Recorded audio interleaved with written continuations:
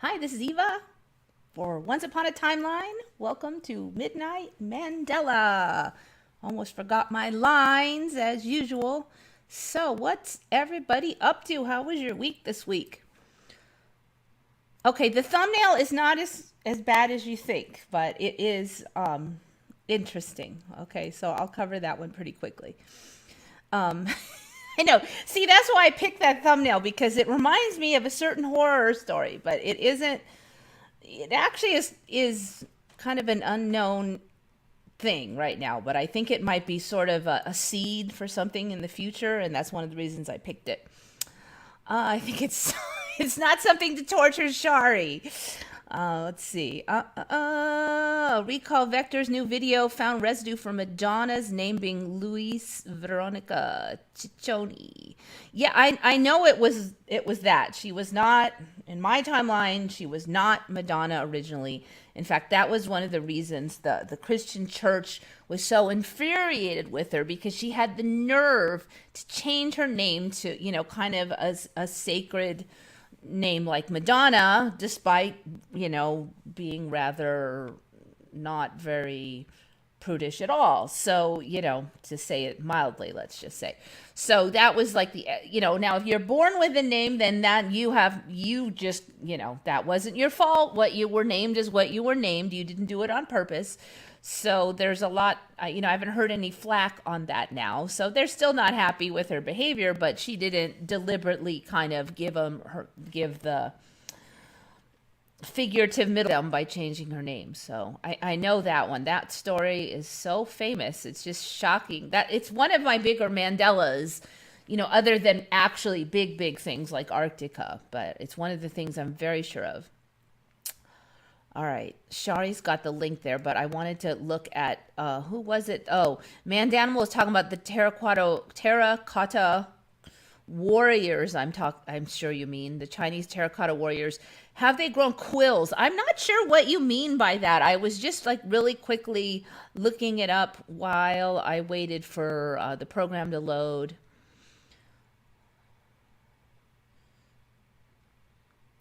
Okay, so I was just looking at, whoops, that's not it. It's this.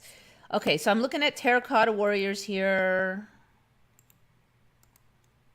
Open image in new tab so you could see it. I don't know if you mean these bumpy things. So for me, the first Terracotta Warriors were not this good a quality. Look at the facial characteristics. They were very similar with just slight variations. They didn't have as many sticky outy parts as these do. And so they basically, and there was only like a few hundred of them. Now, currently, they're saying that they actually originally came in color. And they were painted, and then like the paint degraded. Here's another one I was just looking at. This one is so cool. I don't know if these are restored or what. Open a new image, but the quality on the faces here, I'm thinking they might be partially restored, but I mean they've definitely, the individuality increases. There's way more of them. So these are something that have just been gradually upgrading. I mean, they're really like 3 times better than when I first saw them. And that wasn't because they were just dug out, I might add. Yeah, it's kind of, these guys are extra weird because they just kind of they spawn, Somebody was saying like in a video game that it just spawns. It just kind of grows on its own. Open image in new tab.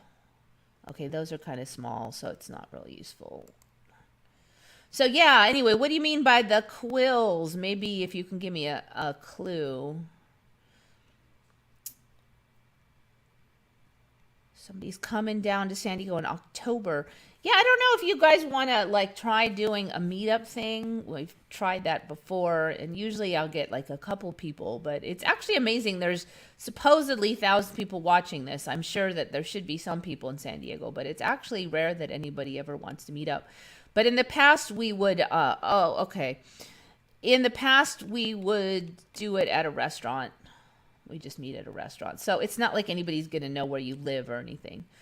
I mean, you probably would want to give me a contact email, but that still doesn't, exactly dox you that much. Okay, so what is that thing? What is that thing? Okay, the thing in the thumbnail. How are we gonna get it? So this one was found by Mark Tyus. Mark Tyus found this guy. So basically, somewhere around the 1900s, this suit, that they were calling it a Siberian bear hunting armor. So you could guess, like, hunt bears without getting killed by bears is the story. One of the reasons I wanted to have it on there is I've just noticed that armor of all kinds is just such better quality now.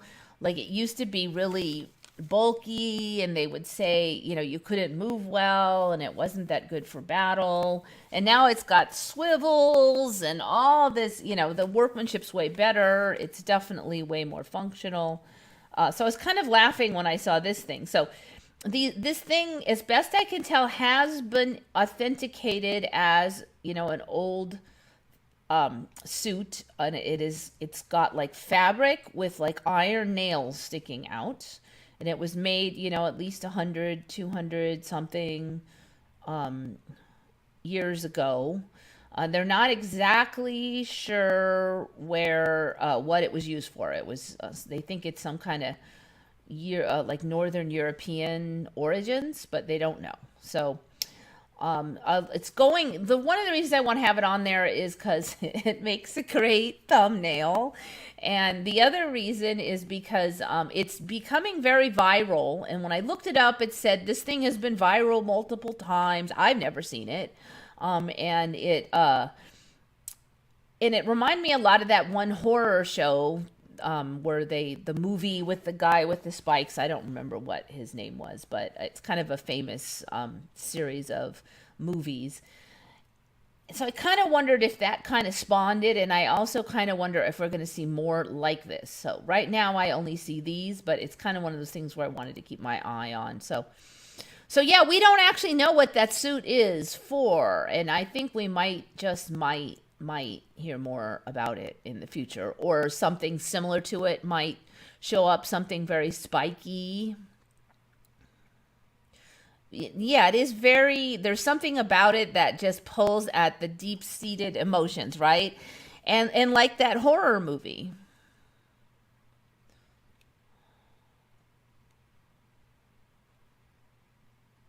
I have seen this pin thing before, but I can't remember when or where. Yeah, so it's either you saw one of the old viral ones, the old viral memes, or so supposedly it's been viral on and off for 10 years. I have never seen it though. Or you might be thinking of that movie, series of movies. I don't, I'm not a real big horror movie watcher, so I can't remember the name of the guy. Let's see, maybe I can find it. Okay, so the image I put up is sort of like somebody basically made it look like there's two of them, but really there's just this one, and they don't know a lot about it. And see here, this one, it's a different one, and I'm like, well, that's not the one that they have, and it's even weirder looking. And then I did find a few other images with some nails sticking out without any real explanation, like what it was. Let's see, what's this one? More nails. That's a recreation, apparently, of the original one then. Interesting. And the other thing neat is that the images, you can't really tell a lot about how it's made or anything. So it leaves a lot of room for shiftiness. So that's another reason I was kind of looking at it. Okay, what is that? Horror movie guy with pins on his head, with pin head. Pins on head?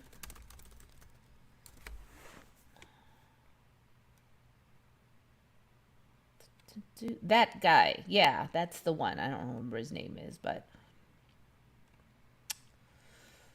So some of you might be thinking of that, and that's immediately what I thought of.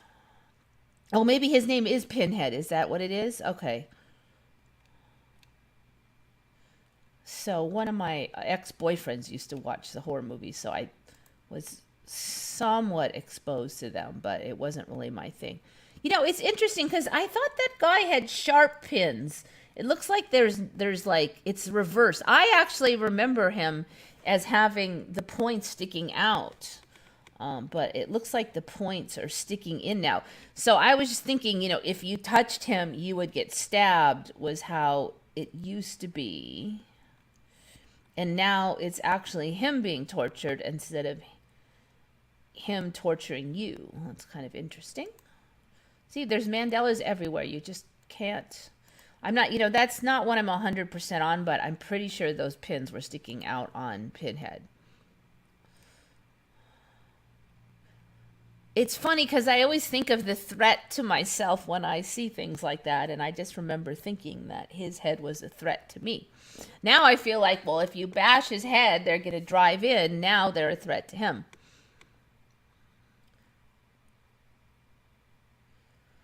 I woke up to a remote on my bedside table and a hot pink pan and a remote I've never seen. I don't have any in my home. And it says medical and music. I don't know what that one. There's been a lot of weird personal Mandelas out there. Watch the video Shari linked. A relative was in high school with her and the P section of those yearbooks in Michigan. She was Louis. Huh, interesting. So I'm wondering, you know, maybe it's cursive like we used to use when we signed yearbooks. Excuse me, and maybe it escaped the alterations. Do you remember if it was cursive when you were looking at it? Was the Louis in cursive?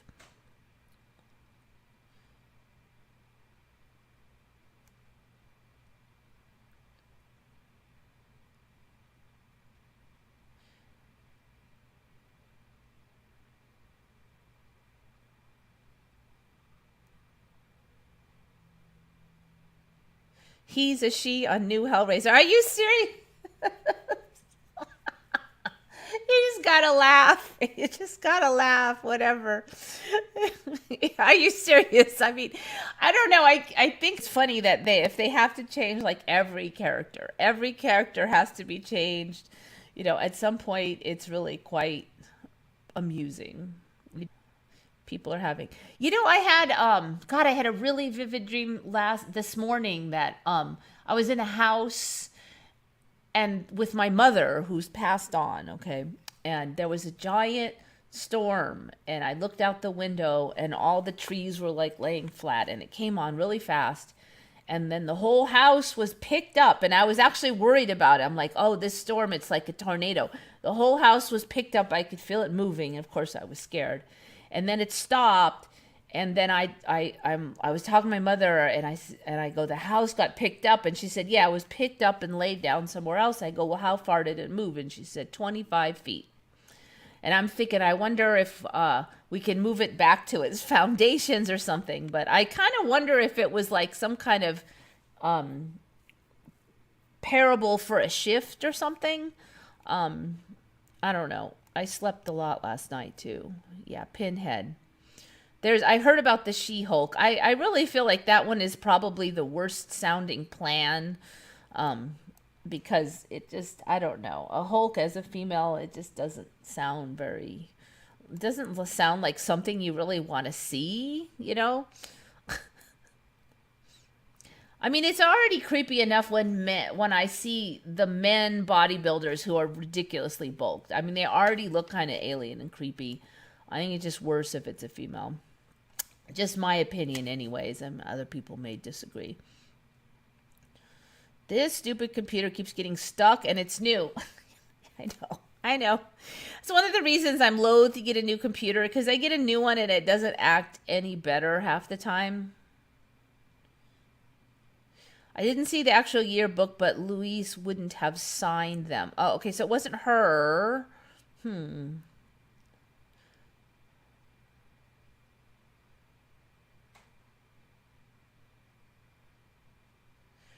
Temecula sounds like Dracula's robotic cousin. Yeah, Temecula, that's just a little north of here, like about a half hour or so.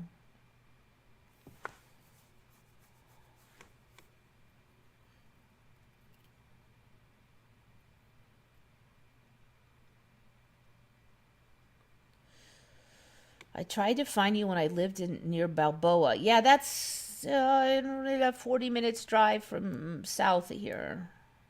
I don't know. I've made several attempts to do the meetups, but like I said, usually there's just not that many takers. I think last time I didn't get anybody from my show, but there's a couple people around here that I met on Retconned on Reddit that every now and then we'll have a meetup. I should probably, it's been a number of years. So one of them got really into the QAnon thing, and that was a number of years ago. And I'm not really into the QAnon thing, so it kind of felt like there was a lot of division because that's all. She wasn't interested in the Mandela as much. She just was interested in the Q thing, and I wasn't interested in the Q thing at all. So, I mean, but it's been years now, so it's probably, she's probably settled down a little at least and not having, that is her only current interest. So it might go better this time. Yeah, I think it was kind of like, well, she kind of thought I should be full on in the Q thing and I wasn't. Not like we even like really had an argument or anything, but it was just like that's all she wanted to talk about and I didn't. So there was like nothing to talk about.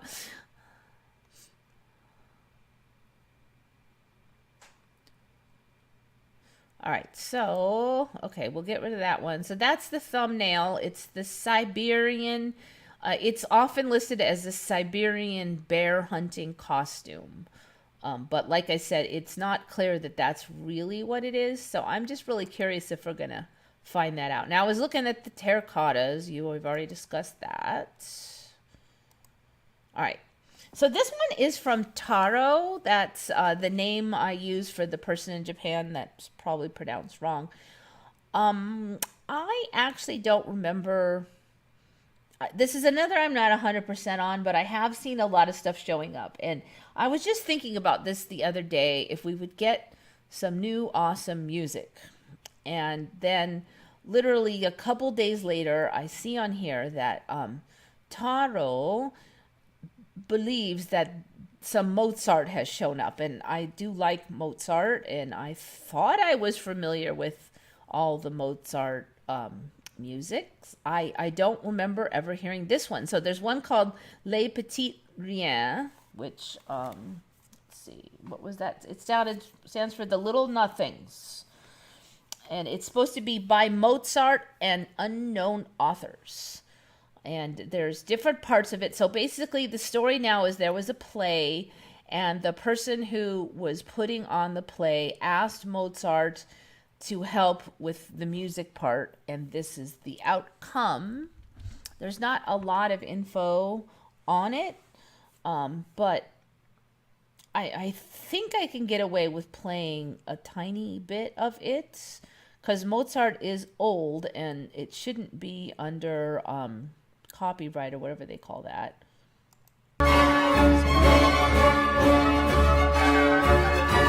Okay, so you get it has that Mozart feel. I've never heard this. I'm gonna run another snip later. And I like it. I've listened to some other clips that I didn't hate, but I didn't like, but this part I like it. And I even like it better than some of his other stuff. Not all of it, but I just don't remember ever hearing this before, and it's pretty good. Now I feel like it's kind of repetitive. I keep clicking. So anyway, yeah, I don't know. Is there new Mozart? Have you heard of this Mozart? Does anybody know enough about Mozart to even say? Okay, it was written for a ballet, and I don't even know about terminologies for ballet. Written, okay, and the Ballet was performed in 1778. And I don't know, that the stuff is kind of, I don't know, weird. Love caught in a net and put in a cage is one part of it. The second part is a legend about a warrior who fought on even with his eyes poked out. This is the French word for the game blind man's bluff. Such playful scenery usually has flirtatious connotations, which is famously depicted by Fragonard in his painting, blah, blah, blah. I don't know. I'm like, wait, his eyes are poked out, playful scenery, and flirtatious connotations? That is creepy. Okay. And then there's some kind of weird playfulness of love, a pastoral scene about a woman disguised as a male shepherd, and two other shepherdesses fall in love with the shepherd. That seems like more like modern themes going back in time. I don't know. So I don't know. Is there new Mozart? I don't know, but it is a nice little clip. Okay. Tesla dying in his 70s. Remember, he died in his 40s. Yep, that one's been on lots of times. I've never heard that. Mozart, I've heard a lot, but I don't recall that one. Yeah, and it's a nice one. I like it. Same as Van Gogh suddenly produced loads of paintings. Yeah, it just seems like the good stuff is spawning more. So there's, more copies of famous paintings, more paintings by famous artists, more songs by famous songwriters. So that's kind of one of the reasons I was wondering if we'd get more Mozart. I'm like, well, he's like the top songwriter of, the most famous probably of all time. So I was kind of waiting to see if we'd get more Mozart. I was kind of hoping it would be as good as Beethoven's Fifth, because I freaking love Beethoven's Fifth. But no. Although I'm waiting, maybe we'll get more Beethoven's too. I don't know.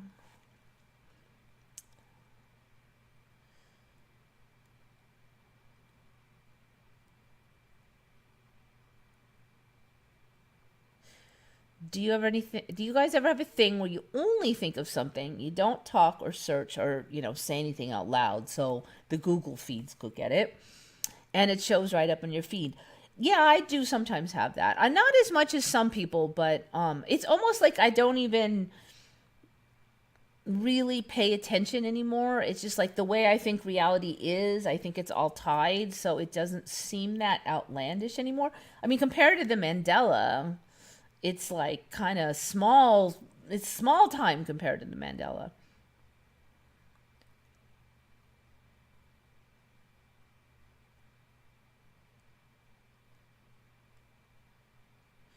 Four-leaf clovers, heard of it.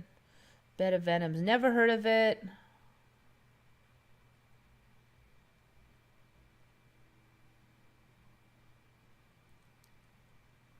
So it's like 50-50. It's like half you remember it, the other half never heard of it. Shari was listening to classic all last week.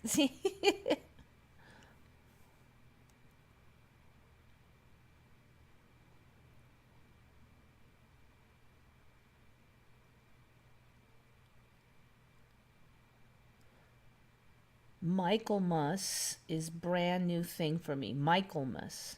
I don't even know what that is. What's Michaelmas? Is that like Christmas? Whoops. I hate it when it moves. There. Try again. Michaelmas?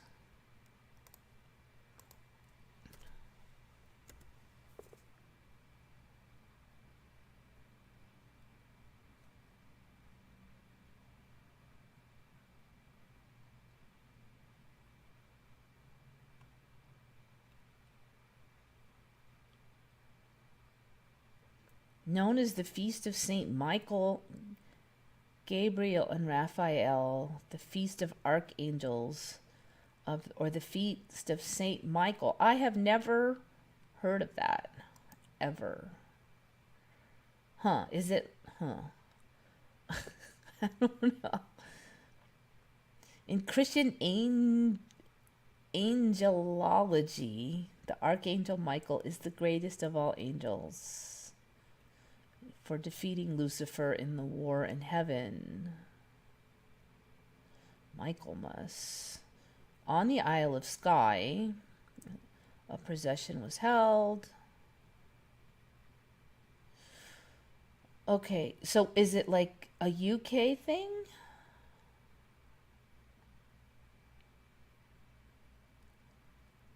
Okay, it looks like it's kind of a UK thing, so maybe I wouldn't have known of it. Still, kind of feel like I probably should have heard of it once. I don't know. This Friday is Michaelmas. Okay. Michaelmas. A holiday in England. Okay, so you English pipples, have you heard of this Michaelmas thing? It sounds like you guys should at least know of it.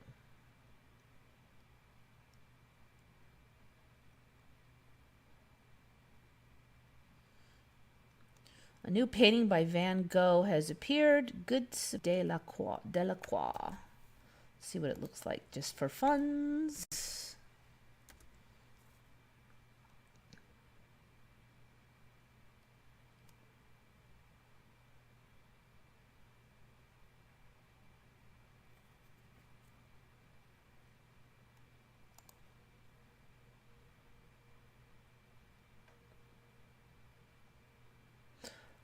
Ugh, that's kind of creepy, isn't it? Or is it me? Been in new tab. Yeah, I don't know. It looks all weird. I don't even know what's going down here. There's like this little guy over here. This guy looks like a troll. Everything's all lumpy.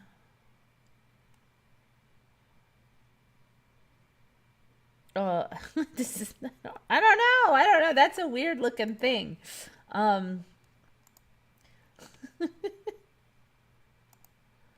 Wait, I want to go back to that. Okay. Good Samaritan. You know, it has such a nice name, and then you've got this lumpy dude in this. I don't know, huh? They look like they're in a cave or something. I think this might be supposed to be grass. The perspective is all wonky. I don't know what to say, man. It's not my style. I don't know if we're in the fourth or fifth dimension, but I don't think we're in Kansas anymore. Yep.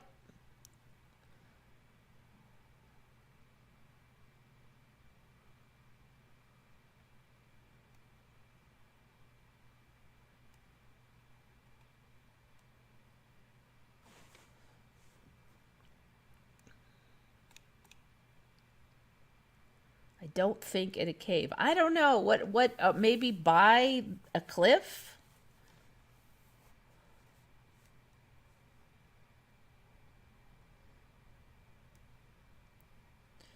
I mean, even at least the sunflower ones were kind of nice.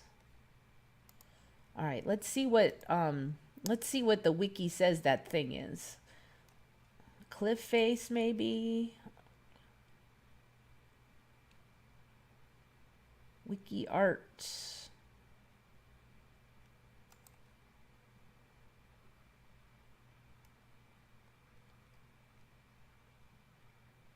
All right, what? It's not going to say what it is, of course.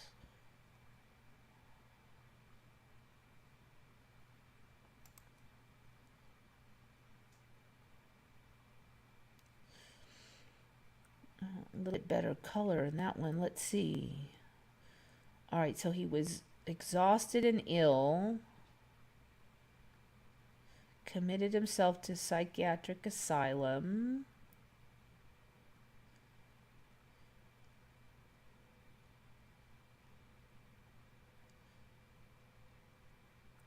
While there, Van Gogh not only painted the surrounding area and the interior of the asylum, he also copied paintings and drawings by other artists, making those paintings his own through modifications he made to the painting's composition, the colors, and of course the brush strokes.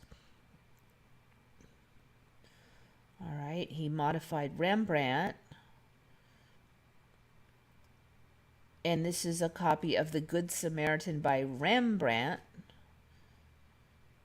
in which a Samaritan man hoists a wounded man with a bandaged head onto a horse to be taken to an inn for recovery. All right, so this is The Good Samaritan by Rembrandt here. Okay, so that's like a whole other kind of painting. And this is the one, see, like that doesn't look anything like that. Okay, so it really looks almost nothing at all like the original Rembrandt. And who the heck knows what these things are? Best I can tell at this point. Whoops.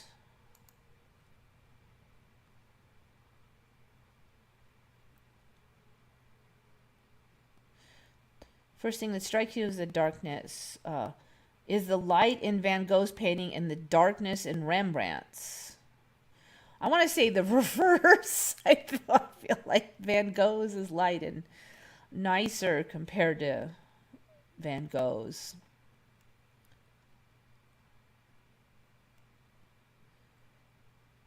Van Gogh's painting of the Good Samaritan is well lit, which means you can make out things more clearly in the painting. I don't know what painting they're looking at. That does not look well lit, and I don't feel like I can make things out more clearly in the painting. Especially not compared to Rembrandt's. I don't know. That person must be in a different timeline.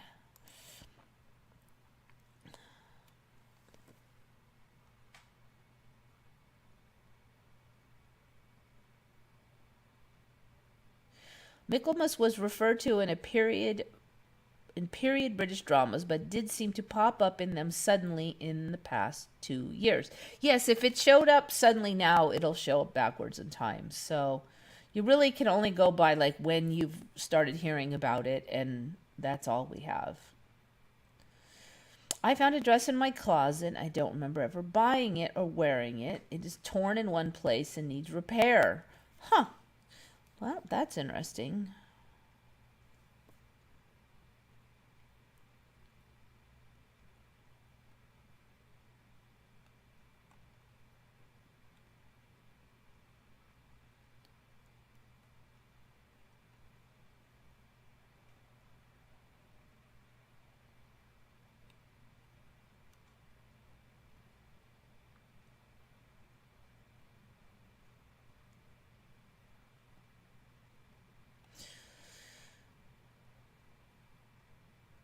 Anyways, I don't know. I don't think we have any clue on that one. Where, all right. So, I've kind of covered this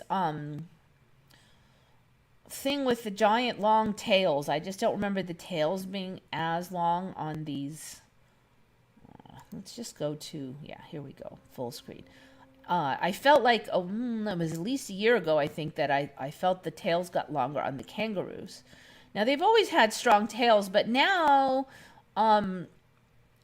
they're almost like prehensile almost. I mean, like, they've gotten a new level of power in them where they barely even need to use their feet when they're fighting. So it's pretty impressive. I mean, the tails are almost stronger than the feet.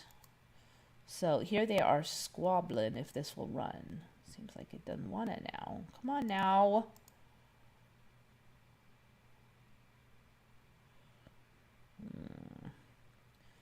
It's not running. Not sure why. Here we go. All right, let me try making it big again.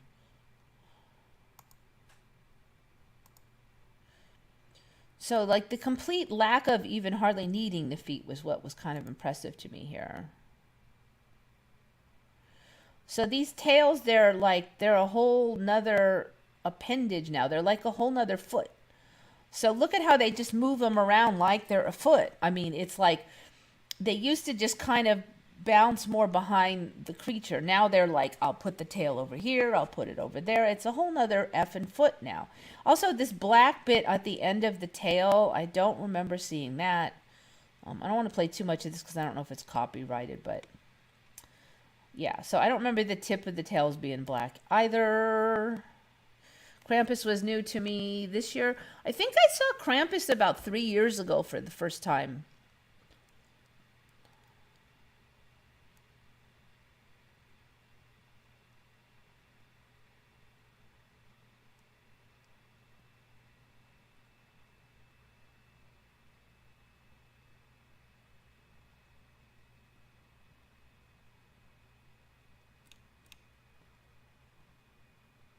They stole it from Pikachu, the black tail. Yep, maybe, huh? Upside down rainbows. Okay, I think we might have seen those, but let's check it out. They're more like, yeah, they were shorter. They weren't super skinny, but they were shorter and they weren't like a whole nother leg, basically.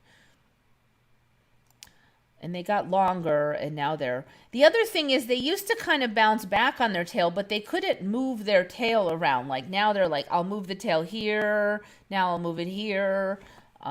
So, okay. Yeah, we've had... okay. I don't know if I called it this, but zenithal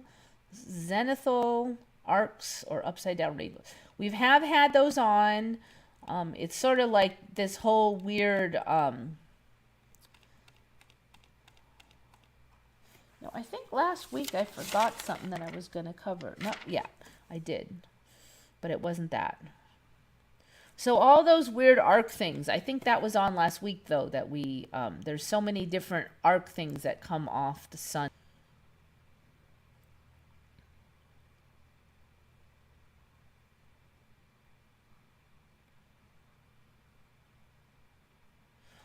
All right, so we'll get rid of kangaroos. All right, this one I think I have mentioned the last 1 or 2 weeks somewhere. They started talking about the hurricanes having a lot of lightning. And so this is a little gif of that current one. I think it's Ian that's hitting Florida. Look at all the lightning. Now, I just don't remember there ever being, and there's a lot around the eye. So there were a lot of hurricanes that would go over Guam when my mom would live there. And she... You know, I've heard a lot of talk about the eye and how it is. And one thing that was never mentioned ever was any lightning during any of the hurricanes. And they would go right over the top of Guam all the time. Well, not all the time, but it happened too many times, let's just say. And she finally moved right over the top. And she actually would, like when the eye would hit, she would run outside and look around. You got a couple minutes and, you know, just stay near the door and then you can run back in when it looks like it's going to end. But she would do that. And there was never any lightning. There was never, ever any mention of lightning. So also, it seems like tornadoes are getting lightning too. And like, you know, like they aren't bad enough already. So, yeah, wanted to add that one there. Wonder if there's a weather engineered hurricane. You know, maybe there isn't now, but next week there will have always been. You know, it's like I just feel like I'm waiting for the narrative to get written on a lot of this stuff, and the truth will be whatever gets written in the official narrative. I don't even know if there is anything really set. Like, does it exist? I don't know. You know. It exists now. Will it exist next week? It's... Never heard of Dan Winter. I don't know. It sounds vaguely familiar, but... I thought that was... That's a weather guy? I missed Chick Channel. I haven't seen her post anything. It seemed like she was just falling into a really bad place. If that's the person I'm thinking of, she... was really expecting the worst, and she just had a lot of depression she was dealing with, and then money issues and health issues. And so, you know, I don't know how she's done with all that. Does anything really exist? Yeah, that's kind of how I feel. Like, I don't even know if I want to say this is how it is because, I mean,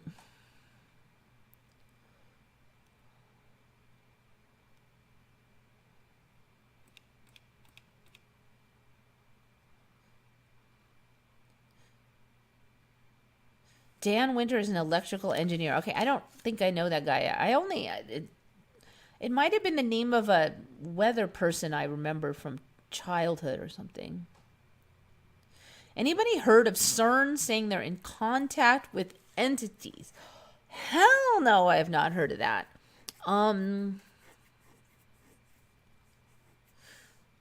That I would remember. CERN contact with entities. Wouldn't that be like front page news, you'd think? There's going to be some kind of vague insinuation. CERN scientists admit communicating with entities from another dimension.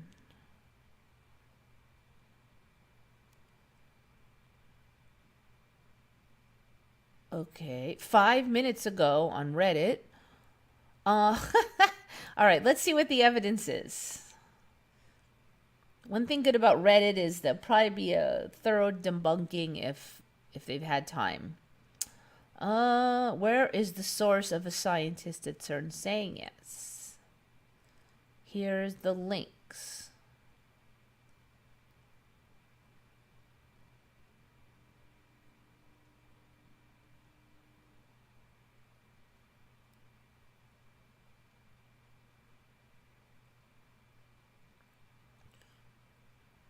Is there any evidence? Does not look like it's there. Some guy writes novels.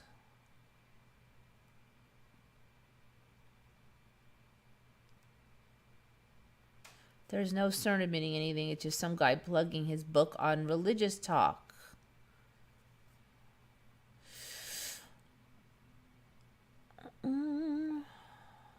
CERN director admits to opening portals. 1 year after CERN's grand opening, Sergio Bertolucci, former director for research and scientific computing of the facility, grabbed headlines when he told a British tabloid the super collider could open otherworldly portals to another dimension for a very tiny lapse of time, mere fractions of a second. I recently did a podcast episode on CERN and found this info while digging into my research. Okay, so kind of theoretical at this point. I do feel like maybe this is, again, like kind of laying the groundwork in people's minds. But it's really, still pretty flimsy at this point. I wouldn't be surprised if we see more and more and more, though. That seems to be the direction things are heading. All right, I'm going to take this off. I could actually hear my own feedback, and it's kind of irritating.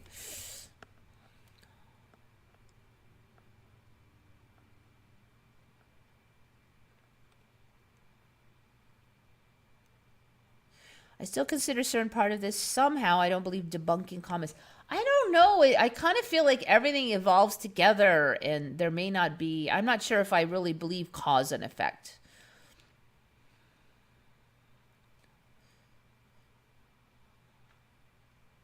Food still tastes off. Yep. I think so. And it keeps changing the way it tastes off too. It won't even be the same off every time. Okay, let's see. Okay, I got all that stuff. Let me do the one from last week that I totally forgot about. So apparently a bunch of stuff happened around 1950s, 60s. I found one last week, and then somebody else found one this week. Have you heard of the third plague pandemic? Anybody heard of third plague pandemic? It's Timeline loves its pandemics. It's not this recent one.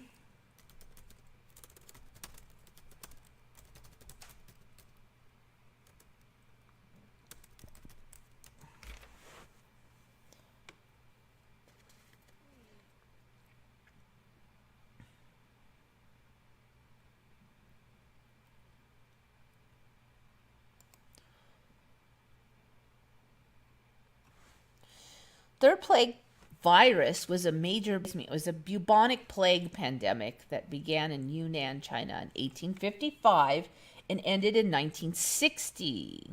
This episode of bubonic plague spread to all inhabitants in inhabited continents and ultimately led to more than 12 million deaths in India and China and perhaps over 15 million worldwide. All right, now they are floating that similar number for the current Rona thing. I'm a little skeptical, or maybe a little more than a little skeptical about their numbers.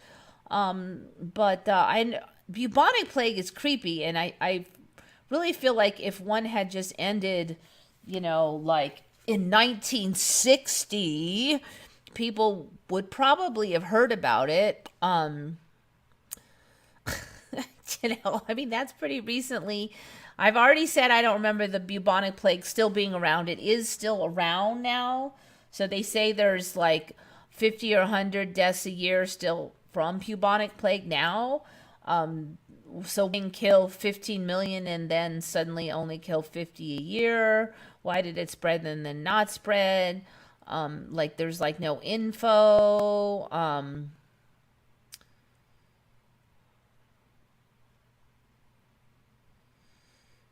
Okay, what talking about? The disease is caused by a bacterium transmitted by the bite of fleas off a black rat.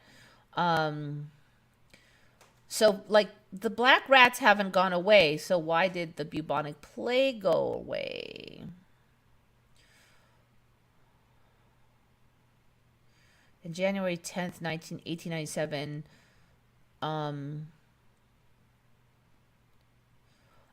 they got a vaccine for it, supposedly. Interesting. Okay.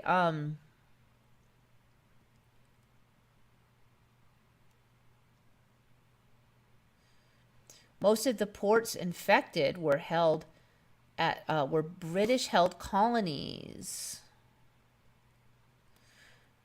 That in itself is weird. Most of the ports infected during the plague were British colonies. Well, why would that be? I'm sure ships go to all different kinds of ports. They don't go to British-held ports. This meant that in these colonies, the British Empire was responsible for most of the actions used to prevent the disease. The British often ended up enforcing Western hygiene and medical practices and radical quarantine measures in countries and provinces, blah, blah, blah.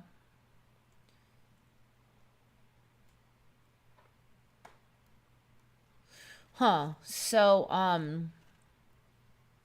in America, when the plague reached San Francisco, there was a major social conflict in the factor of the medical board of the city implementing a strict quarantine on the entire Chinatown district after only discovering one case of the plague, causing many to question whether this was because of racial bias, blah, blah, blah. I don't know. I've never freaking heard of it. There's a lot of conspiracy theory I can go into for, I don't know if you've ever looked into smallpox. It's very interesting that historically there was a great difficulty in telling smallpox from monkeypox or from chickenpox. And they never really, back then, one would assume they did it now, although I've never seen any real evidence that they did. But back then, there was no isolation of any viruses, and they couldn't really tell the three apart. And right around when the smallpox vaccine came out, that's when monkeypox apparently showed up. Now, granted, I've never even heard of freaking monkeypox until this year anyway, but there's many conspiracy theories that smallpox was eradicated right around the time monkeypox showed up in the current timeline. Polio on the rise. Okay, well, the polio that they recently discovered was actually vaccine-derived polio, if you look into it. I think that was in New York. So they use live virus for some of the polio vaccines, and that virus can be spread And it's supposed to be weaker, but if it spreads enough, it actually can become virulent again and cause effing polio again from the live vaccine. So that was the case in this recent case in New York. I have to say, a lot of this stuff just really seems like something I have only heard of in the last few years, especially getting viruses from the vaccines, especially if the vaccines are prepared properly. So I don't know on a lot of this stuff. It's just very interesting narrative, shall we say. Have anybody heard of Air Domain Intelligence? They are the one with UFO in their logo. Okay, I've heard that recently there was some kind of logo in some kind of intelligence agency that had a UFO in it. That's it. I did find it quite interesting to see that show up in a logo, considering they don't even want to admit UFOs are real, and suddenly there's a logo with a UFO, and it's not like any question there's a UFO. So why is that in there? Images. Yes, that's the logo. I just heard of this a couple days ago. So where is that logo now? I just saw it. Here, this is it. This is the logo I saw a couple days ago. Okay, it sounds like this is kind of a new thing. So observe. The whole logo is interesting. It looks like some kind of weird planes chasing something else, and there's a UFO in it. Sharp-eyed viewers notice stunning addition to key U.S. intelligence logo, September 26, 2022. Clearly a UFO.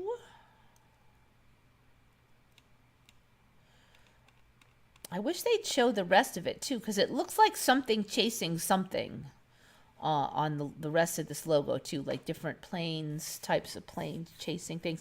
Oh, that reminds me, about 2 days ago, the local ants suddenly started biting again. Bitten about 5 or 6 times. They now, when they climb on you, bite again.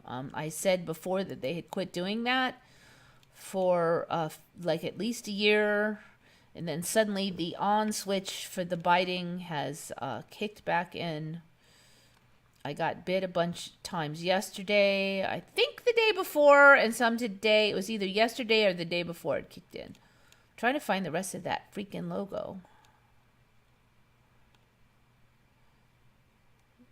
UFO. I'll type UFO in there and see if that helps. There it is. That definitely did help.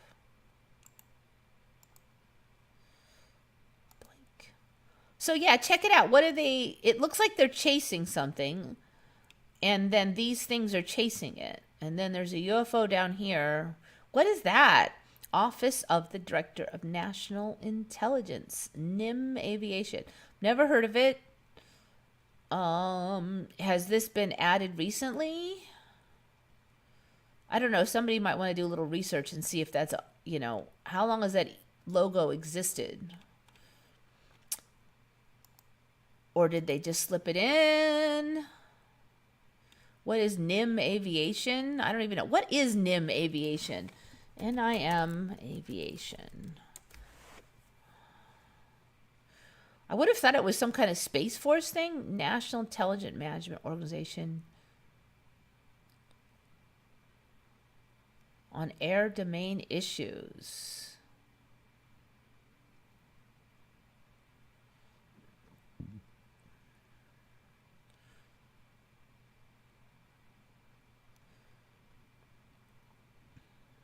National Intelligence Manager uses, there's an icon of, when did that show up though? Has there always been there and people just noticed it, or did it get added in? There's an icon of a UFO on the bottom of the insignia.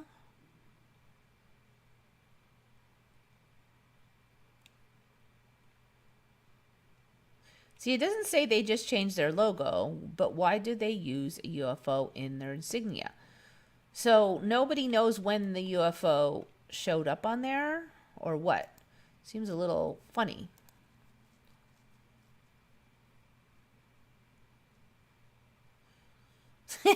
Shari never heard of third plague pandemic. Yeah. Yeah, bubonic. Bubonic.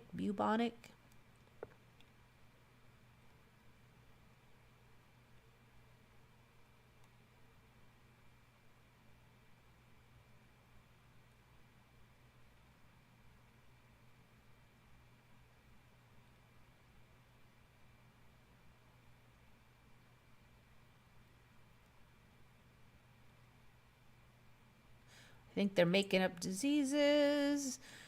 I mean, of course, we would never doubt the official narrative, right? It's just hypothetical ponderings. Of course. It's safe and effective, always. Right. So, Mr. YouTube, please don't ever delete my stuff, even in the future, because we are loyal. Well, I can't quite say that far, but we would never do bad things, right? Of course. I started saying a sentence, I just couldn't finish though. I just couldn't make myself say it. Okay. All right. That was the one I forgot about last week. Third plague pandemic. It sounds like a movie or something. All right, so that ended in started in 1850. What did I say? 18 something, ended in 1960. So apparently in 1870. All right, so they're saying like 15 million, maybe 30 million for third plague pandemic. They are saying 15 million for the Rona. Yeah, but there was another thing in 1870. They're saying 50 million. 50 million. Lasted 3 years. And it was a massive drought. They're saying this massive drought killed 50 million people in 1870. All right, here we go. The freak.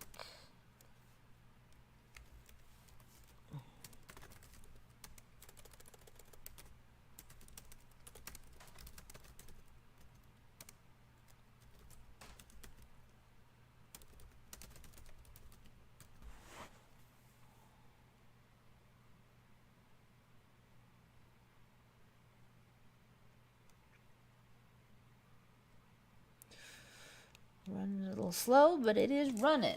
All right, here we go. So when I'm trying to decide if I'm going to put stuff up,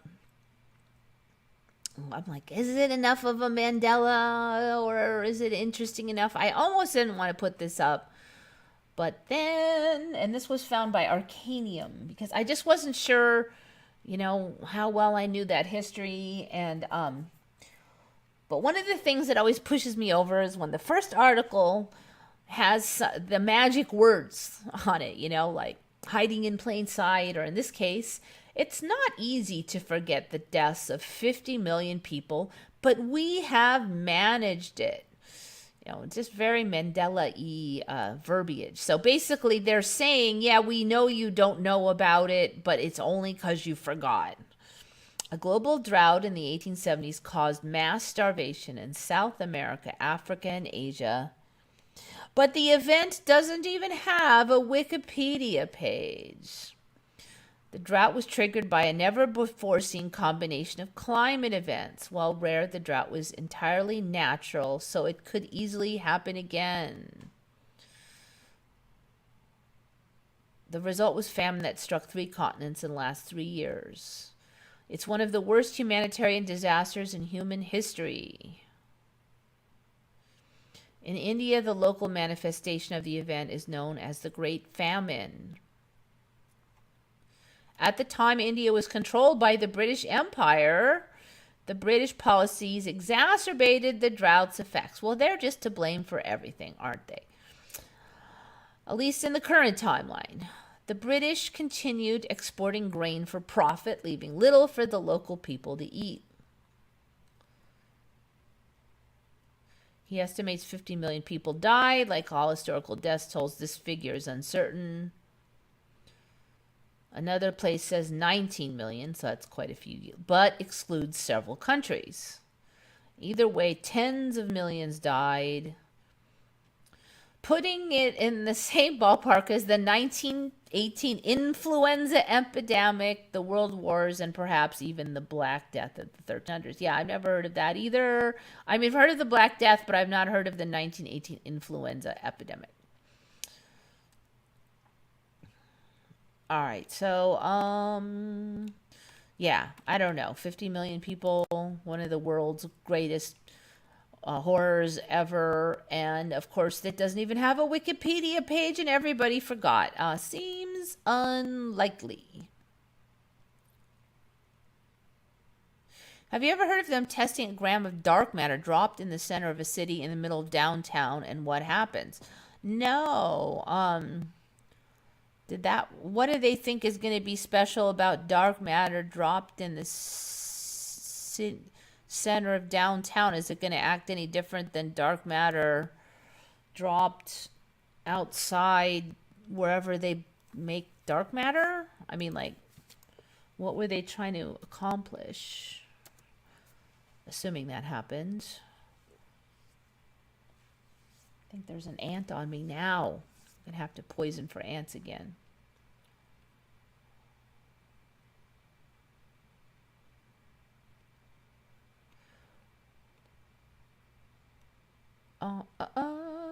Dark matter dropped in center of a city.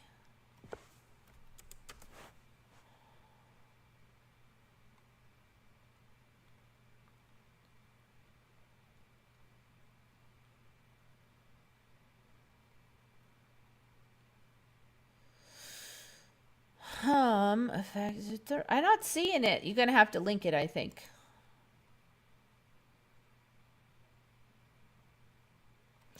Have any of you seen the continental masses from space with the naked eye? How do we know what the maps really look like?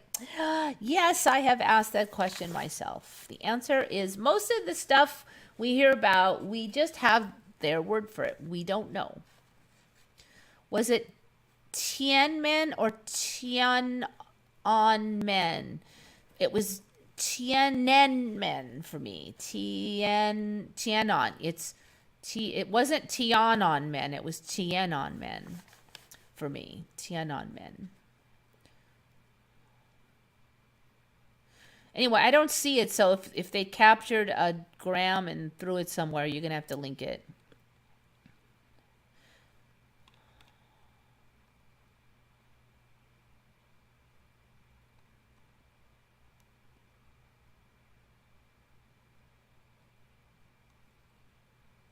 All right, so where are we here?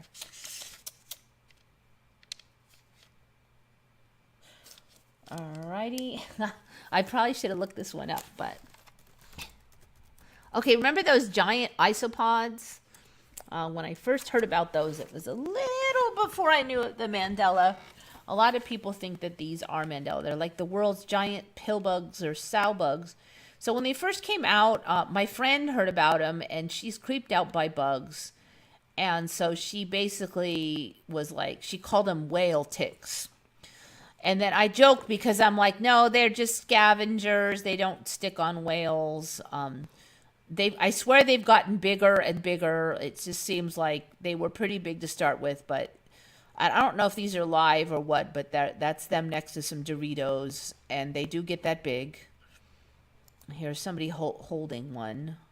They are big. They're like they're oceanic, and they said they were just scavengers. Okay, well, I don't think I would hold them like this now, unless that one is dead, because they are not so friendly anymore.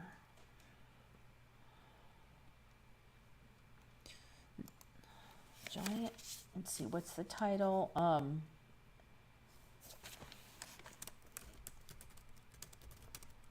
So apparently, suddenly, this was making the rounds. And ooh, look, see how big that one is. It's huge. That one is huge. That's way bigger. That's the biggest one I've seen.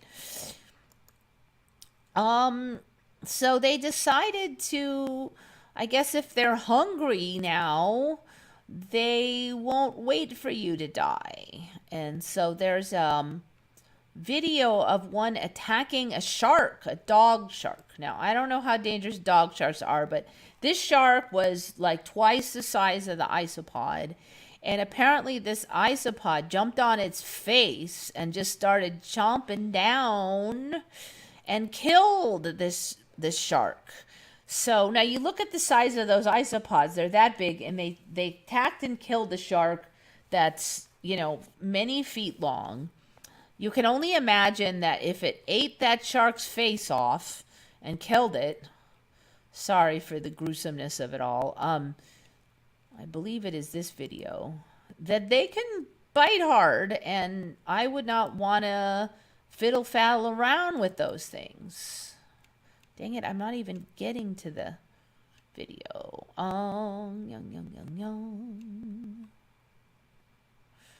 Let's try this. I don't know if is my computer working or what here.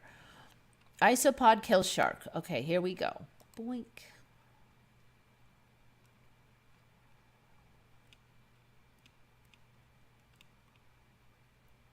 Is it going to load? Is it going to load? Kill the sound.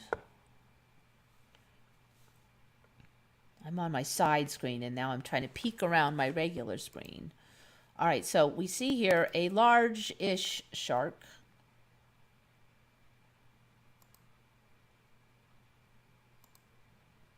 It's not the world's best video, but the point is the shark is big. An isopod jumps on its freaking head and chomps it dead and won't let go. Now, the shark is not sickly, it is not tired, and it is thrashing for its life, okay? So here's the shark. It's a pretty big one. The isopod's on its head. You can't see a lot, but dang it, I don't want to play that much of it. But I can't. We're checking. No. Like, it's not letting me see the wait, let's just go back.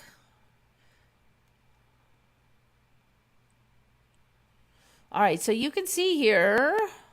Look, it won't let me turn off the video. All right, I'm going to kill it now, but see, I don't want to play the whole video, but it wouldn't give me access to the off button. Very irritating. Hopefully I won't get a copyright. So yeah, they're getting a little more dangerous now, the giant isopods. Maybe don't tickle them if you find them in the bottom of the ocean.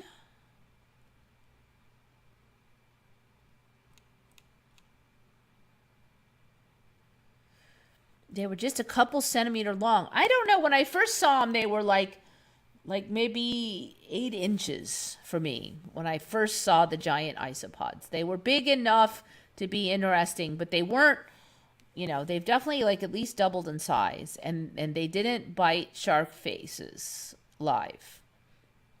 And you see all people holding them, and they weren't dangerous looking at all.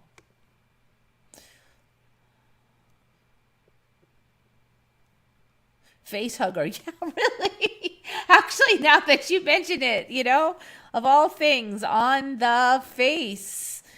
Yeah, they really do look like face huggers. You're right. You're right. Isn't that how the creature in Alien behaved? It's a big dummy shark. So speaking of horror movies, all right, what else we got here? All right, I've had these on before, but they're continuing to upgrade.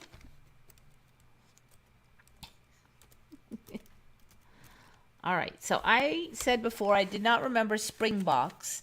They had a fluffy tail, then the fluff was going down the back of their butt, and they got fluffier and fluffier and fluffier. And now we have a new level to the fluffy butt. If this will load, then I'll find it for you. Springbok. Okay, so now what I couldn't figure out last time is they look quite normal in a lot of images, like here. I mean, the butt looks fairly normal, right? And then all of a sudden now, so like before you could see some fluff under there, but now they have images with like normal, and then they have images where they look like this. So how can you get from this to, come on, load it, to this? Like, where did all the fluffies go? All right, now here's an intermediate stage. So apparently now they've gotten even more fluff, but the fluff folds in. There's like a foldy flap, and they fold all the fluff in their butt, and then they can fold it out like in this foldable flap, the springbok. So in a lot of them, the fluff is folded in now, and you don't see any. And then all of a sudden, there's a giant, massive horde of fluffy. Of course, now I can't find any. And then here they are with the fluffies unfolded. Open in a new image. So they can, so this all can like fold in. It's like they have a pocket of fluff on their butt that goes all the way up into their tail area. So one of these was making the rounds on Reddit, of course, and I'm like, that is a new level in fluffies. You can hide your coins in the fluffy, and they'll just fold it up. You're gonna be like smuggle a Kalishnikov in the butt of a springbok now. That might have been the one that was going viral.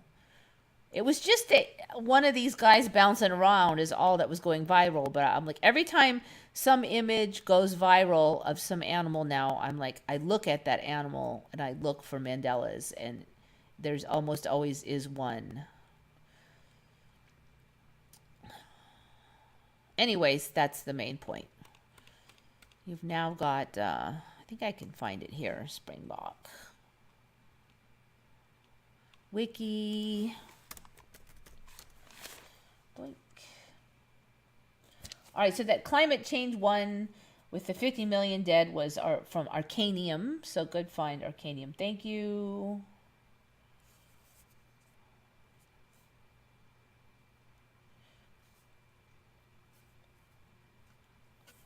All right, these are all from me. Isopod and springbok. Somewhere on here there's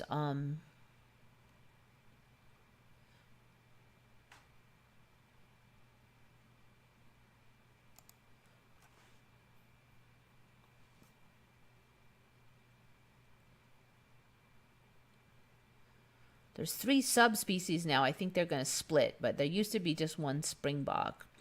All right, here it is. The skin along the middle of the dorsal side. The middle of the dorsal side. So the dorsal is the back, so. Is folded in and covered with 6 to 8 inches white hair erected by erector pili muscles. It looks like a lot more than 6 to 8 inches of hair. I mean, that would only be that much. That looks like 2 feet of hair. I think they might mean that that's the length of the hair. The white hair is almost fully concealed by the surrounding brown hairs until the fold opens up. And this is a major feature distinguishing this antelope from gazelles. Then the rest is like minor teeth differences and stuff. So yeah, they have like a dorsal folded in pocket full of fuzzy white hair on their butt. It goes up along the tail and along the back. It's pretty impressive. All these animals are turning into Star Wars monsters. Yes, definitely.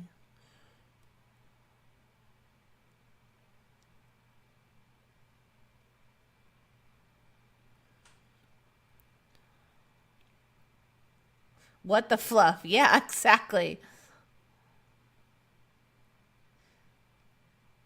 Dragon Spiral Staircase Erewhon Museum. Bangkok, Thailand. Okay.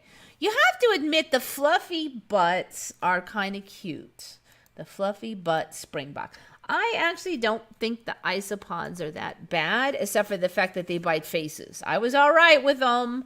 I actually looked really hard to see if they do stick on whales, because I was like, if I can send my friend a picture of them actually being a whale tick, it's going to be so funny. But I was not able. I'm still holding out that I will be able to send her a picture of the whale tick. Dragon spiral staircase. Cool. I've not seen that. I think it's newish, isn't it? Erawan Museum, Bangkok. All right, you can let me know.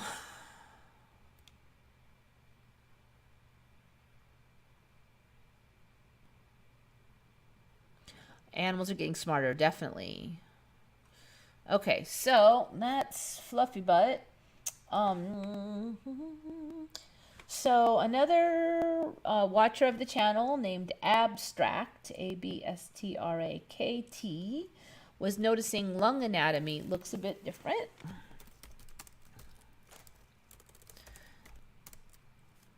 It's not hugely different, but this person noticed that there used to be a big dent for a while, not way back. But for a while, there was a big dent in one of the lung lobes for the heart, and that seems to be lessening or not present again. And so that was interesting to me, because first it developed, then it went away. But I think I figured it out. I think that what's happening is the lungs are folding around more and more around the organs. So the lungs used to be organs in the middle, and the other stuff was tucked down in the bottom, and there was actually a lot of space in places too. But now, first of all, we're finding this creepy thing here with this diaphragm is more and more developed all the time. So it's basically a part of the lung now. And we've got this and this. So now I'm just putting in lung anatomy and diaphragm shows up. That never used to happen. That's getting very developed. But the other thing is, I think that the lungs are just folding around the organs. So you're seeing now hardly less and less of a dent for the heart, because it just folds around the heart. And then it just goes all the way. So the lungs used to be a solid thing, and it was lung material all the way through. But somehow now they're able to just fold around. And so the lungs used to just be like air sacs, right? But now I don't think it works like that. And probably that diaphragm is going to have a lot to do with the functioning. But it's not going to be a simple squeezy thing anymore. Instead, it's folding around the other organs like a sack almost. And the other organs are nestled in here. So probably it's going to go all the way around the back and then all the way around the front. See if this one will load. Open image in new tab. So it's not like a solid thing as much as kind of a, I'm thinking those are the heart ones there.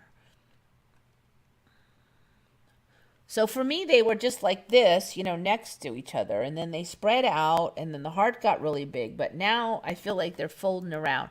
I actually found the first time I did this, and I didn't put the 3D in, there was a plastic one that looked completely tubular. Now I'm not seeing, but that kind of gave me the idea of where I think it was going, because it would actually show, it almost looked like a cone of lung tissue all the way around with the organs in the center. And it looked totally wrong, yet it was being sold as an anatomical. Here it is. What the bleep is this? I mean, is that where we're at now? Is that how the lungs are? Because it's being sold as an accurate animation. So here you have the lungs basically wrapping around, and then all of this yam is in the middle. Now, maybe this is also lung tissue, but look at all this heart stuff. And so it's almost like a cone now. now? Is that how it operates? Or is this bogus? I kind of feel like that's where we must be heading, though.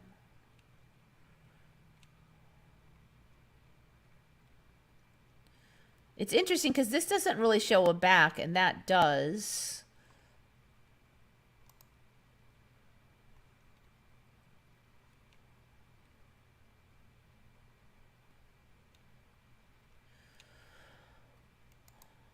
So here's another one. It shows it much more wrappy, aroundy. So it looks like, the heart isn't just pushed in there, but the lungs go around the back of the heart and the front. Well, I think we've been working on that for a while. It's just suddenly becoming a lot more obvious to me now. And so we won't need the dent if the lung tissue just kind of sags back here in front and the heart's behind. You won't need that dent anymore. I still have chronic asthma. Doesn't matter how the lungs change. That never does. I wouldn't say it never does. I think it's totally possible for it to change. I've come to suspect that illnesses have a lot more to do with an energy that you hold and an imbalance in electrical biological system. It's not just like the tissue. I mean, the doctors will say that you'll have it forever. I used to have asthma for 45 years, and then I got rid of it. It can go away, but I think you first have to put space in your mind that it is possible. If you don't believe it's possible, it probably won't work. You don't have to believe it'll for sure happen, but at least put it in your mind that it could happen. Make a space for the possibility in your mind that it could happen. Then I would, once you feel like you can accept it's possible, I would work on how great it would be if it went away. There's probably something triggering it, maybe a few things. I am almost positive now that all things can be cured if we go through the right steps. That doesn't guarantee you'll figure them out, that you'll be ready. It might take 10 years. I don't know. But I do think that we will, over time, be figuring these things out. This whole museum just topped up this week.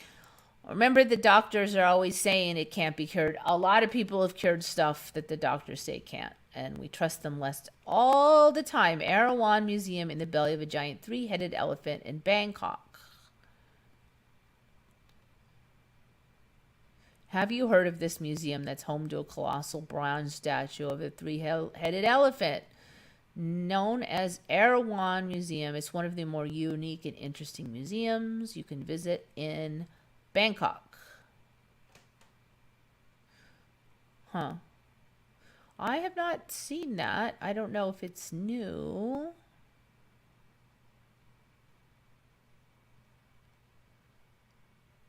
Statue weighs 250 tons.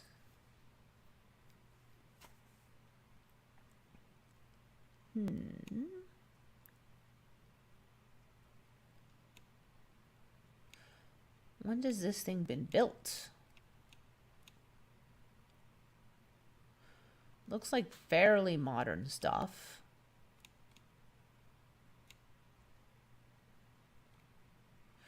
Oh, that is big.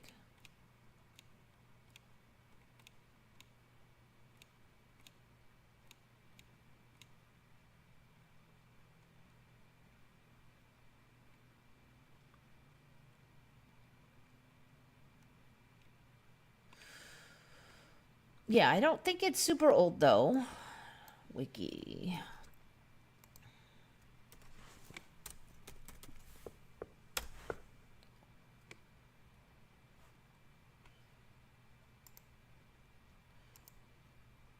Okay, so anyway, that was abstract to notice that the notches for the heart are kind of disappearing a little bit from the lungs. I do feel like it's less pronounced than last time I looked at it. Is well known for its giant elephant statue. That's a pretty tiny wiki. First floor contains a collection of Ming and Qing dynasty vases. That's weird. It doesn't say anything about when it was built or anything. There's like nothing on this thing. Last edited September 11th. When was... Now I'm kind of curious. You would think they would have that on the wiki. Okay, that's an Indian. That's not going to help.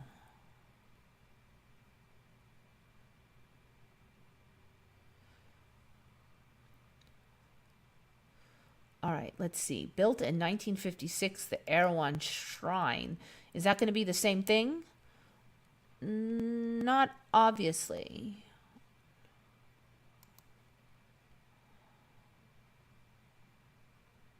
It's well known. Biggest hand-carved sculpture in the world.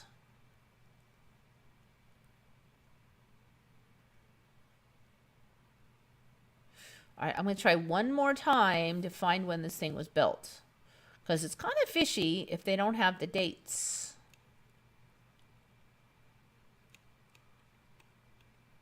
No, that... How did I get in Muang Barang?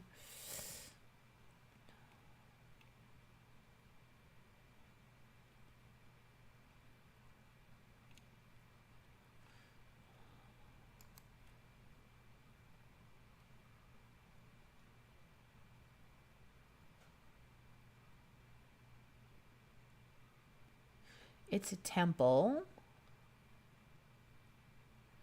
Built and commissioned as a place to preserve the Thai heritage.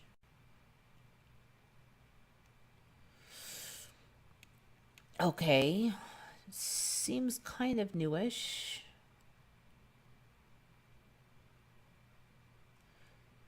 The most well-known things due in Bangkok. Dang, there's like nothing. I don't know. There's nothing on when that thing was built. That's interesting. Maybe the timeline hasn't decided yet. More animals have opposable thumbs. Frogs, chameleons. Yeah, you're right, actually. It was only monkeys that had that.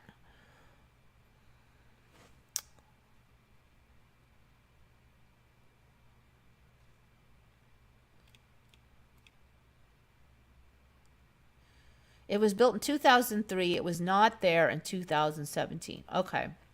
I do think it's really fishy that the actual creation date is not on any of that stuff.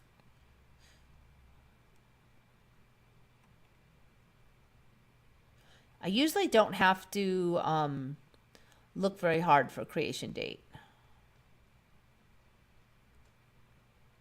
Three-headed elephants. I don't know. We could probably have... We're still working on two-headed stuff. We may need another few years for the three-headed people. Stiff person syndrome. I've heard of that, like a stone person syndrome, where you muscles slowly turn to stone. That's been on here before because I don't think it existed before a few years ago, at least not for me.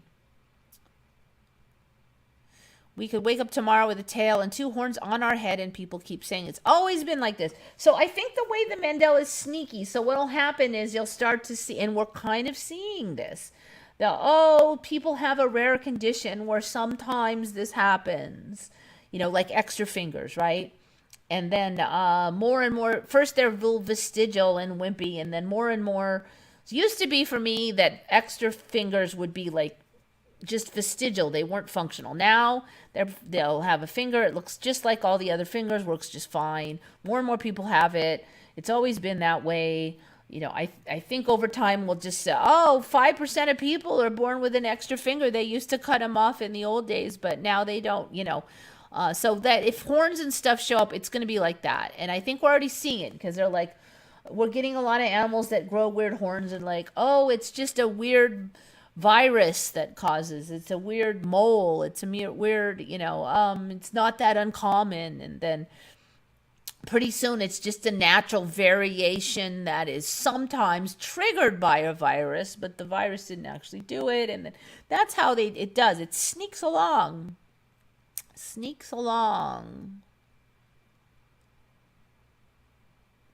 This is the second added thing to Thailand. First one was the Million Golden Buddha Statue Temple. Yeah. I think we had that on like a year or two ago. Now you should insert the ads. No, it's okay. So yeah, definitely it seems like a horrible way to go. I mean, if it's even like real humans that get this, I don't know. I don't even know anymore. You know, if something's on here and I've never seen it in real life even, I tend to nowadays be a little suspicious. Dang, I've already killed an hour and 30. Got that one. Okay, Mark Tius also found this one. Neptune has rings now. I think that's one that hadn't gotten the rings last. I'm not 100. I know they didn't have it way back. So Mark Tice doesn't remember it having it recently until just recently. I'm trying to remember, more and more planets get the rings all the time. I probably Earth will get them eventually, but so Neptune now has rings. I did see that on Reddit. Oh wow, look at this amazing image of Neptune's rings, like it's always been known, but somehow we just didn't get really good photos. NASA captures clearest view of Neptune's rings in over 30 years. So we've always known they had rings. The two main rings from Neptune are 5 to 10 times brighter than in earlier images. The difference is due to lighting. They're weird looking too. There's just something about them that just looks wrong. I don't know. So we'll probably get those to be in sharper focus over the coming years. Almost every planet has rings.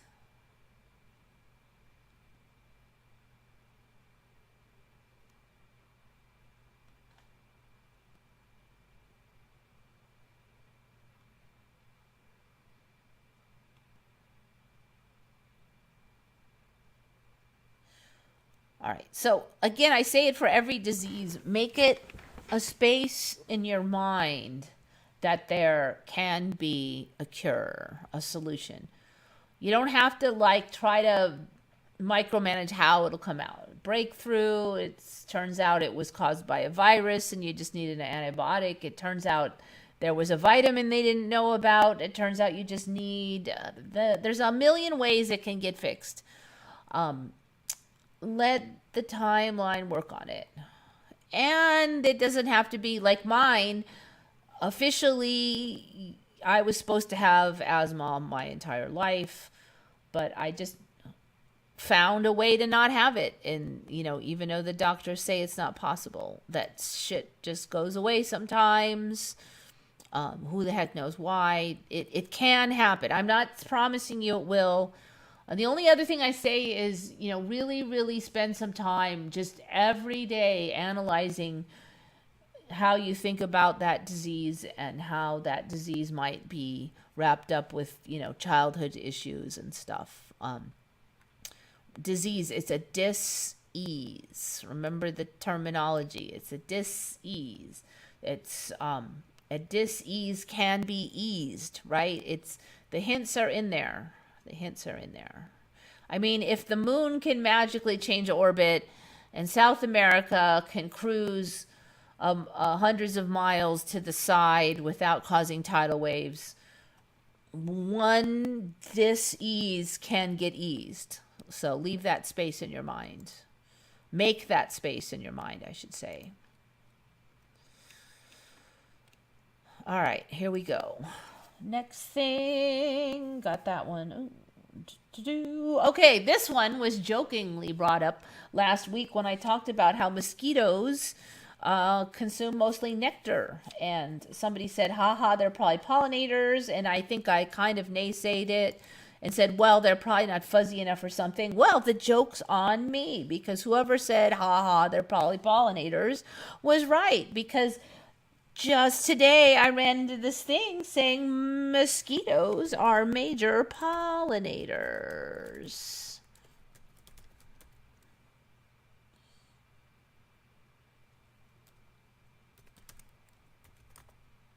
All right, we'll just go with that. I don't really have one. One location said they may be responsible for up to 90% of pollination in many countries. 90 effing percent, because they're saying there's way more mosquitoes than there are bees. And I think the males, like I said last week now, don't even drink blood at all. They just pollinate all the time, apparently.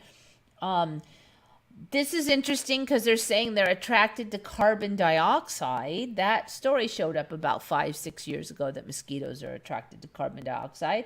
At night, what do plants emit? Plants change from emitting oxygen to emitting carbon dioxide, which attracts the mosquitoes, is what they're now saying. Mosquito feeding activity allows pollen grain to stick to their bodies. They're saying some plants rely exclusively on mosquitoes, like some of the Arctic plants that grow where there are no bees rely on mosquitoes for pollination. So when I was a kid, we used to say, what good are mosquitoes? They're completely useless pests, other than some birds feeding on them, and they could eat other insects. They aren't reliant on just mosquitoes. So I even looked into it. Is there any advantage if we annihilate mosquitoes? Will it really make that big a deal? There was nothing. But now they pollinate 90% of the flowers. So they're good for something, the little rat bastards. I refuse to like them anyways, but there you go. Now we can't get rid of the stinky things, supposedly. Although I still have my doubts. For me, they have always switched back and forth. I've known that for like 20 years, that at night they switch back and forth. That's why you can have an enclosed system, like you can lock in plants and they won't run out of either of the gases because they go back and forth. Although I always did think it was strange that they always say, oh, we need the rainforest for oxygen. But they do emit carbon dioxide. So if we need them for oxygen and we're worried about excessive carbon dioxide, then don't they emit that too? All the science has always been a little weird there. They just kind of ignore that part. Maybe it didn't exist in some timelines. I don't know. But it is interesting that people just pretend that doesn't exist. They haven't ever heard of it. Yams aren't orange. I thought they were kind of orange. Yams. They're not.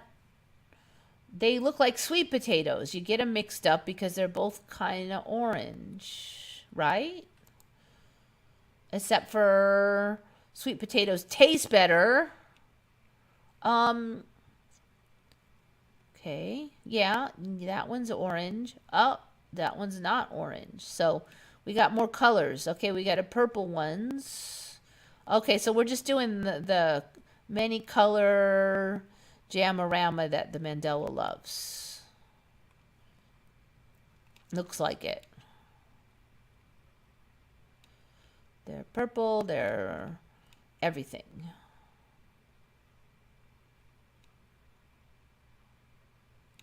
Still mostly orange. Not quite so orange.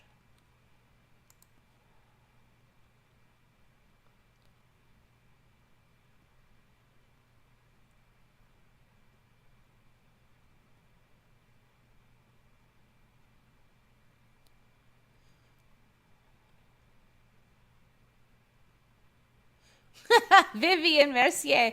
Yeah, that was on last week. So the story now is mosquitoes eat nectar for most of their life cycle, and the female side only needs blood to produce eggs, and otherwise does not eat. And the males don't need any blood, and they mostly just feed off of nectar. So yep. So that, I don't get bit by mosquitoes nearly as much as I used to. I have definitely noticed that when I go out at night. It seems like a lot less bad. So they're over there sucking on the nectar at night, I guess. Lots more purple veggies. Yep. Yeah, good point. Rainbow veggies. They're not joking when they say rainbow veggies anymore. There really are rainbow. The only one I don't really see a lot of is blue. There's like blueberries. There's not a lot of blue.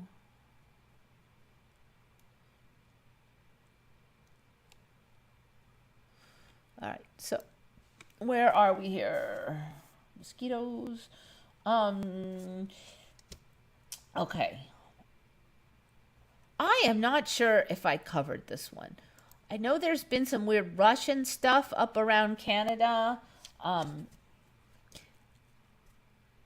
Did we cover that Japan took other land besides just bombing Hawaii? So, like in my timeline, there was Japan attacked Hawaii, and then World War II, we got into World War II, right? That was it, though. They, other than attacking Hawaii, they had no inroads into the United States. Then showed up that they were slinking around with some submarines and bombed a little bit of coastline. And then there was they pushed those balloons, those fire balloons, all over the United States. But now apparently they captured 2 islands off of Alaska in the Aleutian Islands, and those were our islands. And they held them for like a year. So I'm like, no, they didn't. I'm sorry, not in my timeline. 10 facts about the Japanese invasion of Alaska. Have you heard of the Japanese invasion of Alaska during World War II?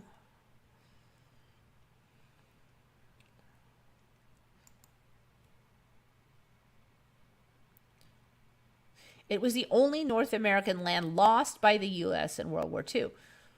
So for me, they attacked Hawaii, but we won. You know, we beat them back. So Canadian troops were sent in too. One of the largest banzai charges of the war took place during the Battle of Attu. That was one of the islands, Attu. Now, first of all, I've never heard of banzai charges. I've heard of the term bonsai, but I've not heard of a term banzai charges. There's been kamikaze attacks. I've not heard of banzai.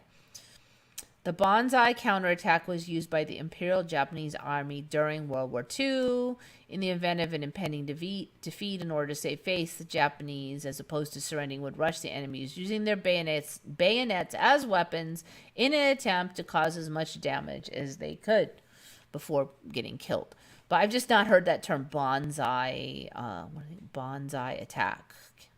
Harsh climate claimed lives of many soldiers. The first official case of gyokusai. I've not heard of this either. Gyokusai, form of ritual mass suicide. I have not heard of a form of ritual mass suicide. I have heard of some soldiers deciding to commit suicide. I've not heard of ritual mass suicide, but I've never heard of that term. No one is sure why Kiska and Attu were invaded. So those are the 2 islands. Now, those are those goofy islands that are kind of forming, for you it's this way, off the edge of Alaska. We've talked about before that all these islands chains are just kind of spreading out, and most of them weren't there, maybe none of them, at least certainly not spread way out like that.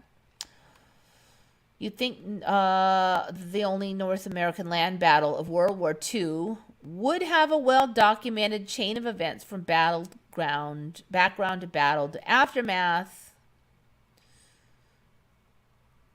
They don't know why. So basically they're saying they don't know why they invaded those 2. Did they invade to divert American naval attention away from Japanese interests in other parts of the Pacific?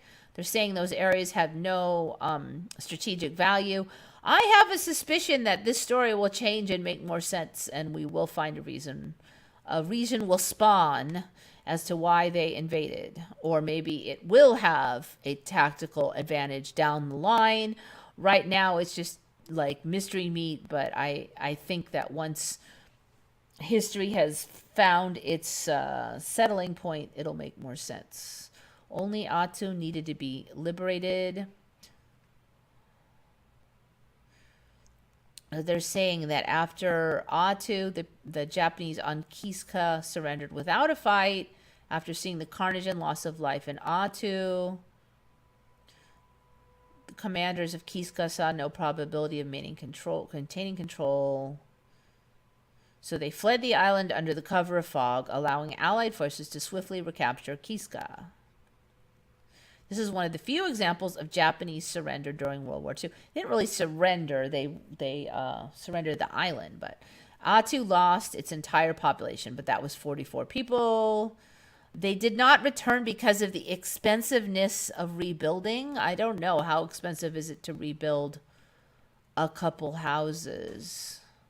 The battle was fought at sea as well. Few history books and records mention the Attu and Kiska campaigns, and those that do rarely mention the naval operations that preceded the American liberation. After months of neglect from the U.S., a naval force led by Rear Admiral Thomas C. Kincaid blockaded Attu and Kiska in an attempt to stop the flow of supplies. In what became known as the Battle of Komandorsky Islands, Japanese forces were able to inflict serious damage to the American fleet, but they ultimately retreated. It is the last battle fought in American soil. So this is an extensive bunch of fighting. They had the islands for like a year. Never heard of it ever. Why would the history books not mention them getting control of American soil? Makes no sense. Germany was east-west shape. Now it's north-south. Yeah, the shape has changed a lot on a lot of those countries, especially Germany.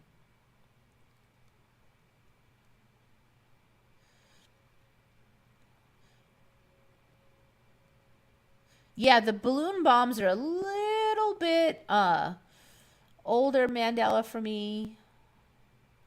Shari said she saw this battle thing in 2019. I got a vague memory of it, but I don't think it was quite as, at least it wasn't as extensive as it is now. Does anybody remember the Adam Levine scandal happening? I don't really keep track of that too well, so I don't, but it doesn't mean a lot.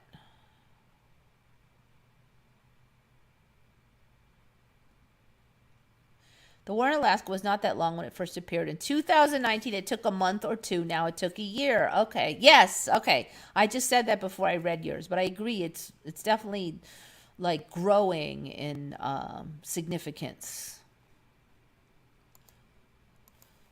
Maybe that's why maybe I barely touched on it before. It wasn't much of a thing. Now it's more of a thing. Okay, I think that's it, actually. I think I got everything. Ooh, I've only got 5 minutes left, so barely made it. Neptune, petite mosquitoes, Japan. Yes, I think I've got everything this time. I don't think I skipped anything. AM still blocked. I don't know what that means.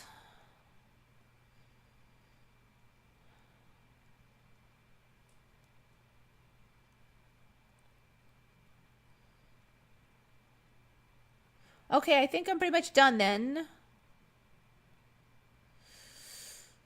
Looks like everything is covered. I've got only a few minutes, so you know the drill.